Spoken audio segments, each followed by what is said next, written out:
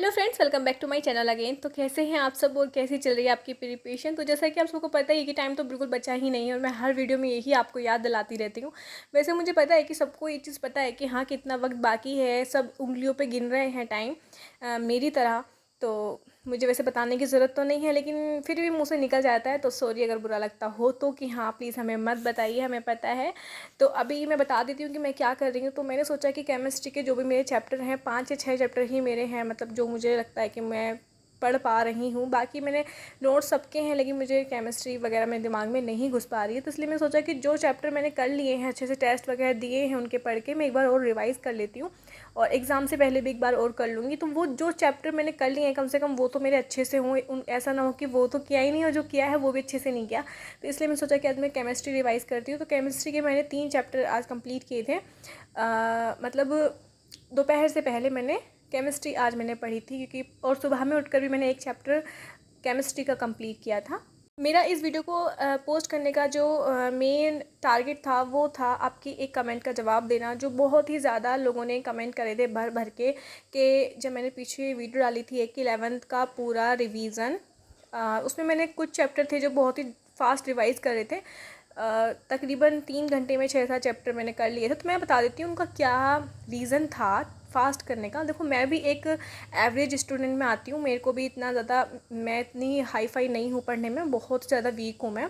बहुत ज़्यादा पढ़ने की बात कोई चीज़ दिमाग में घुसती है, लेकिन वो चैप्टर ऐसे थे ना कि वो मैं 6-7 बार ऑलरेडी पढ़ चुकी थी। क्योंकि जब मैंने स्टडी स्टार्ट की थी जनवरी में, तो वो जब के चैप्टर थे जो सर ने स्टार्टिंग में कराए थे, तो जब भी टेस्ट होता था तब वो रिवाइज़ होते थे। और फिर मतलब जब भी मैं दूसरा टेस्ट होता था मैं पीछे का तो ज़रूर रिवाइज़ करती थी। 6-7 चैप्टर ऐसे हो गए थे जो मैंने तकरीबन 6-7 बार रिवाइज़ कर लिए थे।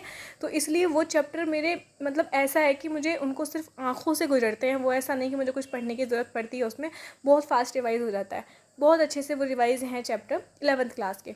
यहाँ पर मैं खाना खा रही हूँ, दाल चावल मैंने खाने में खाए थे और मैं ज़्यादा खाना नहीं खा पाती हूँ क्योंकि आप लोगों ने नज़र लगा दी थी। तो यहाँ पर मॉडल पेपर 2 मैंने सॉल्व किया बायोलॉजी का, क्योंकि मैंने देखा नोटिफिकेशन की शाम को आज सॉल्यूशन होगा, तो मैंने कर लिया। वरना बिना आंसर की के सोल्व करके बैठ जाओ, फिर उसको लेके बैठे रहो, पता नहीं कितना मार्क्स आएगा कितना नहीं, तो फिर दिमाग में टेंशन रहती है। तो मैंने सोचा कि मैं 3 दिन बाद ही अपना, जब आंसर की आ जाएगी मैं तभी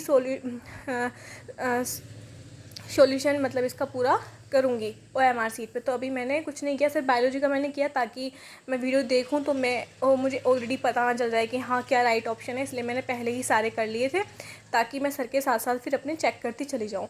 तो क्या कितने सही बने कितने नहीं वो तो आपको लास्ट में पता चलेगा, क्योंकि मैंने 5 बजे मैंने वीडियो मतलब 5:30 बजे ही एग्जैक्ट ज़्यादा क्लास स्टार्ट होती है और मुझे 6 बजे घर भी जाना होता है। तो वो इस प्रॉब्लम इतना होता है सर की वीडियो में कि 6 बजे तक क्वेश्चन सॉल्व ही नहीं हो पाए, तो घर आकर मुझे अपना जो क्वेश्चन थे वो दोबारा से सर से मैच करने पड़े। तो अभी मैं यहाँ पर कर रही हूँ अपना बायोलॉजी का रिवीज़न। कुछ चैप्टर हैं जो बहुत ज़्यादा वीक है, मैं कई बार पढ़ चुकी हूँ, जैसे कि photorespiration in higher plant है और रेस्पिरेशन इन प्लांट है और माइक्रोवेव जिसका टेस्ट है वो रिवाइज़ किया है। तो 3 चैप्टर मैंने आज यहाँ पर किए, बस मैंने इतना ही किया। मॉडल पेपर सॉल्व किया, केमिस्ट्री और बायोलॉजी के 3 चैप्टर, केमिस्ट्री के 3 चैप्टर।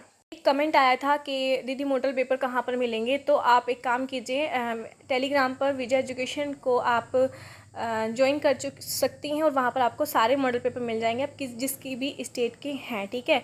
तो बहुत सारे बच्चों का सवाल रहता है, वैसे सारे बच्चे जानते ही हैं कि कहाँ पर मॉडल पेपर मिलेगा, कहाँ आंसर की मिलेगी। किसी किसी को आंसर की भी नहीं मिल रही है, तो जहाँ पर मॉडल पेपर है ना, मॉडल पेपर वाले फोल्डर में ही फर्स्ट मॉडल पेपर है, तो उसकी आंसर की भी उसी के नीचे मिल जाएगी आपको। एक सवाल बहुत ज़्यादा आता है कि क्या आप एम्स का एग्ज़ाम देंगी। तो हाँ, मैंने एम्स का फॉर्म तो फिल किया है, लेकिन उसमें नेगेटिव मार्किंग है, तो नेगेटिव मार्किंग मुझे ले जाएगी, क्योंकि मैं कुछ 50% तो मैं तुक्का ही लगाऊंगी फिजिक्स केमिस्ट्री में, क्योंकि मेरी फिजिक्स केमिस्ट्री अच्छी नहीं है, जैसे कि आप सब जानते ही हैं। और यूपी में क्या है कि अभी मतलब इंग्लिश भी है, स्ट्रॉन्ग है मेरी इंग्लिश, और नर्सिंग एप्टीट्यूड भी मेरा ठीक ठाक है, बायोलॉजी मैंने ठीक ठाक पढ़ी है, तो इसलिए मैं थोड़ा सा मुझे कॉन्फिडेंट यहाँ पर आता है। लेकिन एम्स को लेकर तो बिल्कुल भी कॉन्फिडेंट नहीं हूँ, लेकिन फिर भी मैं सोचती हूँ कि उसके चक्कर में मैं एम्स के टेंशन नहीं लूँगी, कि उसकी टेंशन के चक्कर मेरा दूसरा जो एग्ज़ाम जो मेरा मेन टारगेट है वो ख़त्म हो जाएगा। तो इसलिए मैं उसकी टेंशन नहीं लेती हूँ। हाँ, एग्ज़ाम देने ज़रूर जाऊँगी, उससे पता चल जाएगा, क्योंकि मैंने आज तक कभी भी कोई एग्ज़ाम दिया नहीं है। तो इसलिए मुझे एग्ज़ाम देने का मतलब था कि हाँ उससे पहले अपने मेन एग्ज़ाम से पहले कोई एग्ज़ाम दे दूँ। लेकिन प्रॉब्लम ये है कि ये ऑनलाइन एग्ज़ाम होगा और जो हमारा यूपी वाला है वो ऑफ़लाइन एग्ज़ाम होगा।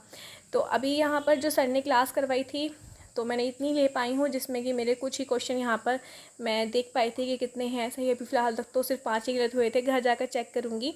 तो यहाँ पर मैं घर आ चुकी हूँ, यहाँ पर मैं काउंट करूँगी मेरे कितने हुए हैं।